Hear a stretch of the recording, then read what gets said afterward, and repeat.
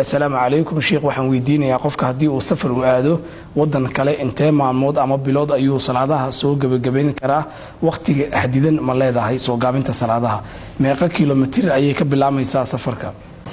alxamdulillah waa laba su'aalna muddada uu qofku musaafir ahaan kara way ee gaabin kara salaadaha su'aalna masaafada ama intee in leeg safarka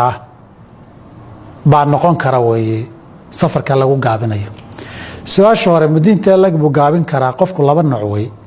marka aad safar tahay inaad meel joogto oo dankaaga xiran tahay oo muddo meel ku nagaato 4 bari iyo ka badan iyo qof socda oo maalinba meel u galbanayo maalinba meel maraya tahay labada mid bay noqonaysaa haddaad qof maalinba meel u galbanayo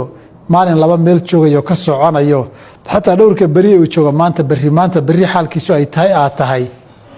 de muddo ay ku qaadataba sanad bahan noqoto haday rabtee waad gaabin kartaa hadduu yahay qof meel joogaya waa safar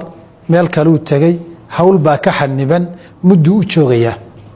fuqahadeedan jamhuurtooda waxay yiraahdeen 3 maalmood ka badan hadduu nagaanayo meesha ku nagaanayo salaada uu dheeraynaya asalkana waxay tixraaceen daliil cad looma hayo oo sidaa yiraahdo laakiin dadkii muhaajiriinta ahaa ee Maka ka hijrooday madiinada xilliga nabiga kaleey salaatu wasalaam u hijrooday sharciga waxa laga mamnuucay inay dib Maka u dagaan hatta markay daaru islaam noqotay la qabsaday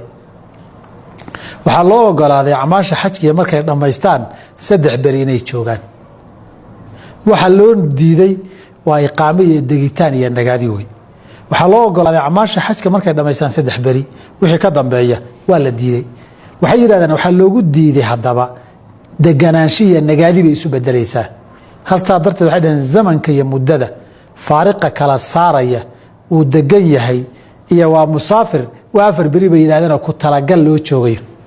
halkaas ay ka raadiyeen nabigana waxa ka sugan sida ka duwan nabigana waxa ka sugan 20 bari 18 bari riwaayada qaar koodna bil bay yiraahdaan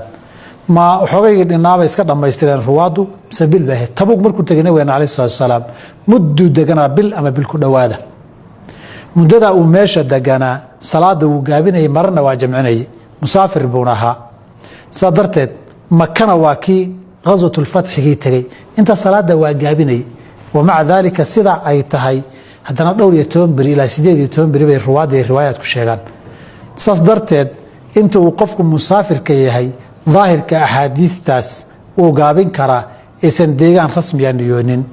صحابة قاركود برف باحري بيرادان آثارتي رواية كلاغا وريو لح بلاد ببرف حنبي لح بلاد صلاة ويقابين وبالله توفيق